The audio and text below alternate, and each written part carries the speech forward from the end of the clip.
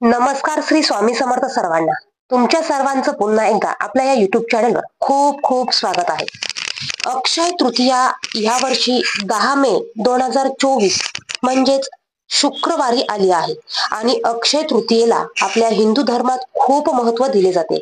3.5 मुहूर्तापैकी एक शुभ मुहूर्त या दिवसाला मानले जाते.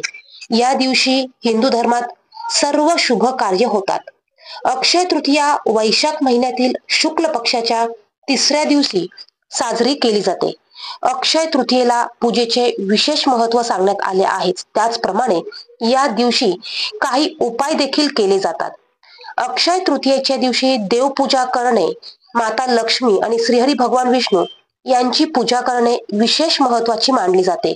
त्याचप्रमाणे या दिवशी आपल्या पितरांची देखील पूजा केली जाते. पितरांना नैवेद्य दाखविला जातो, त्यांच्या नावाने उपास करू जेवू घातला जातो. या क्रिया आपण जसं पित्तर पाट्यामध्ये, पित्तर पंधरवाड्यामध्ये करत असतो, पितृ पक्षात करत असतो, त्याचप्रमाणे आपल्याला अक्षय तृतीयेला देखील करायचे असतात. यामुळे आपल्याला आपल्या पितरांचा त्रास होत नाही, पितृदोष आपल्याला लागत नाही, आपले पितर हे तृप्त होतात. अक्षय तृतीयेच्या दिवशी असं म्हणतात, आपले पितृ हे पृथ्वीवर येऊन थांबलेले असतात आणि आपण त्यांच्यासाठी काय करत आहोत हे ते बघत असतात. आणि म्हणूनच आपल्याला पितृदोष लागू नये म्हणून किंवा पितृदोष असेल तर आपल्याला या दिवशी आवर्जून कुत्र्याला ही एक वस्तू आपल्याला खायला घालायची आहे. व्हिडिओला सुरुवात करण्या अगोदर तुम्ही जर का चॅनलवर नवीन असाल, माझे व्हिडिओ पहिल्यांदाच बघत असाल तर चॅनलला सबस्क्राईब करा आणि बाजूच्या बेल आयकॉनला प्रेस करा. कमेंट बॉक्समध्ये श्री स्वामी समर्थ नक्की लिहा. अक्षय तृतीयेला देवी लक्ष्मी आणि भगवान विष्णूंची पूजा करण्याची परंपरा आहे. अक्षय तृतीयेला कोणतेही शुभ कार्य किंवा पूजा केल्यानं त्याचे फळ अक्षय राहते. अक्षय तृतीयेच्या दिवशी केलेले कार्य अक्षय राहते, जे कधीही कमी होत नाही. अक्षय तृतीयेला हिंदू धर्माचे लोक मंदिरात जाऊन प्रार्थना करतात. अक्षय तृतीयेला शुभ मुहूर्त न पाहता लग्न करणे किंवा नवीन घराचे उद्घाटन करणे, जमीन खरेदी करणे, नवीन नोकरीत रुजू होणे यासारखे शुभ कार्य केले जातात. अक्षय तृतीयेला पूर्वजांसाठी ध्यान आणि कर्म केल्यानं मनुष्य स्वर्ग प्राप्ती करतो. त्याचप्रमाणे या काळात पूर्वजांसाठी दान, पूजा, जप इत्यादी केल्यानं माणसाला हजारपट चांगले फळ मिळते.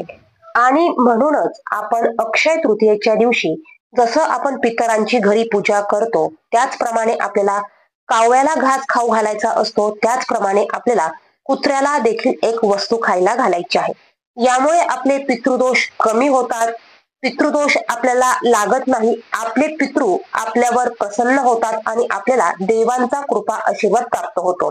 तुम्हाला जर का आर्थिक अडचणी असतील, घरात वादविवाद होत असतील, लग्न जमत नसेल किंवा विवाहात अडथळे येत असतील तर बघा, हे पितृदोषाचे लक्षण असू शकतात. आणि म्हणूनच आपल्याला पितृदोष कमी करण्यासाठी अक्षय तृतीयेच्या दिवशी दिवसभरात केव्हाही किंवा 12 वाजेपर्यंत तुम्ही कुत्र्याला एक चपाती खायला घालायची आहे. तुम्हाला एक चपाती बनवायची आहे. या चपातीला थोडंसं मोहरीचं तेल लावायचं आहे आणि थोडासा गुळाचा खडा घ्यायचा आहे आणि हे सर्व तुम्हाला काळ्या कुत्र्याला खायला घालायचं आहे. आता प्रत्येकाच्या घरात किंवा प्रत्येकाच्या घरापाशी काळं कुत्रं मिळेलच असं नाही, परंतु जर का तुम्हाला माहिती असेल ज्या ठिकाणी काळे कुत्रे असतील त्या ठिकाणी जाऊन तुम्ही ही पोळी तुमचा पितृदोष कमी होण्यासाठी या दिवशी आवर्जून खायला घालायची आहे. कारण अक्षय तृतीया ही वर्षातनं एकदा येते आणि जर का तुम्ही तुमच्या पितरांसाठी किंवा तुम्ही तुमच्या स्वतःसाठी काही सेवा उपाय या दिवशी केल्या तर बघा, याचं फळ हे आपल्याला अक्षय टिकून राहतं. त्यामुळे या दिवशी तुमचा पितृदोष घालवण्यासाठी, पितृदोष कमी करण्यासाठी आवर्जून एक पोळी या पद्धतीने तुम्ही काळ्या कुत्र्याला खायला घालायची आहे. आता काळं कुत्र नसेलच तर तुम्हाला जे पण कुत्र मिळेल त्या कुत्र्याला तुम्ही पोळी खायला घातली तरी चालणार आहे. त्याचप्रमाणे तुम्हाला आर्थिक चणचण भासत असेल, आर्थिक अडचणी असेल, पितृदोषामुळे तुम्हाला काहीही सुधरत नसेल किंवा कामात खूप अडथळे येत असतील तर तुम्ही या दिवशी जसं आपण कावळ्याला दही भात खायला घालतो त्या पद्धतीने तुम्ही कुत्र्याला देखील तुमच्या पितरांच्या नावाने दही भात खायला घालायचा आहे. यामुळे आपले पितर हे प्रसन्न होतात, कारण आपले पितृ जे आहे ते आपल्याला कुत्र्याच्या रूपात आणि कावळ्याच्या रूपात मिळत असतात.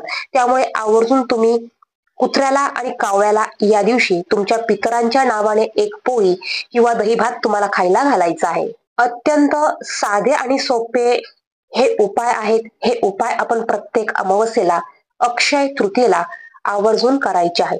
याचे रिझल्ट हे आपल्याला 100% बघायला मिळतात.